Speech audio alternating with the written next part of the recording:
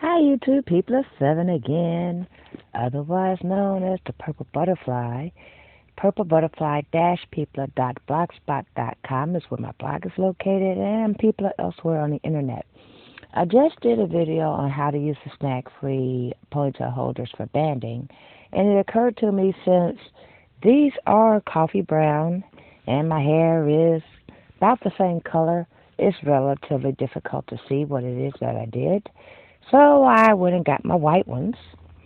And let's find one. Well, they are this size, but we need one that's stretched out. So we're going to use this one. As you can tell, it's a little bit larger. And I'm going to take the one I have here out. And since it's snag free, I don't have to worry about any of my hair being in there. And we're going to do this all over again. Now, as you can tell, the front of my hair is actually in twist. When you wash them or whatever, just like your regular hair, even out of the twist, it will shrink. Those are really small. And instead of bobby pinning them and having to re-wet them, especially in wintertime, that could be a little bit challenging.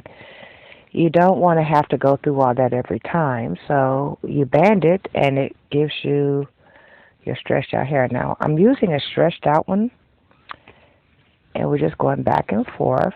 And you're pulling your hair just slightly, so that way it does have a chance to revert back to its curl pattern. And you don't want to make this right at the base where it's uncomfortable. You want to actually have a little bit of give there. So that way when you lay down to go to sleep, it doesn't do that pulling thing. And since I'm using a white band, you can now see exactly what it is I'm doing. This one stretched out ponytail holder replaces like 7 or 8 of those little teeny black rubber bands that some people use. Ta-da.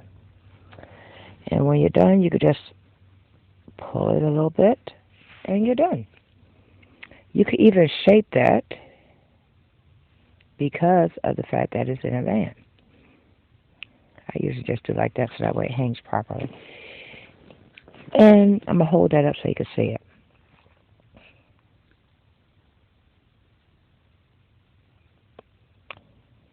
And that's how I band using my snag-free ponytail holders. It's in video 121 if you want to take a look at how to make some. I have these things everywhere. I have the black one, well actually it's a brown that I use 90% of the time because they blend right in my hair. So if I want to make a hairstyle where I have a puff or whatever going on, but I don't want the hair accessories showing, I use these because they blend right in. And I have white ones. Sometimes I take the white knee highs and I'll take fabric paints and make little designs on it or whatever before I cut them. That way, excuse me. That way the ponytail holders have a fun, pink, blue, or whatever design attached to it. There's a lady named V. Charles. She has a video on making your own hair accessories from hair accessories that broke, so you can always remake something if it doesn't come out to your liking. I failed to mention when I made the first video that you put your bonnet on backwards, and I said I will explain why, but I forgot to do that. The elastic right there is raw. So when you put the bonnet on the regular way and you have the little fluffy design right there, that looks cute, but that rubber can snag your hair. And since we're going for snag-free, I always turn it inside out. That way when I put it on, I'm going to show you actually, because showing is sometimes better than telling. Then what's left on my scalp is the design, that little ruffle, that becomes a cushion. And the rubber part that will snag your hair is on the outside. So that way your satin bonnet doesn't snag you anywhere, including the hairline. And as some know, the hairline can be quite an issue. Where did my ear gear go? Ah, there we go. The hairline can be quite an issue if you've had damage there or if you're growing it back. Then the last thing you want is something pulling it, because those little hairs, If you lose your hairline, and some people go, oh, that's no big deal, what they don't realize is the hair that's a half inch back becomes the hairline. And then if they still keep doing the same abusive stuff, then the new hairline will start going back, back, back because they're doing the same abusive stuff. So the reason you protect your edges and your original hairline is so you don't develop those abusive habits that take out the hairline and then hairline's an inch back, then an inch back, then a half inch back. And next thing you know, you have no hair there.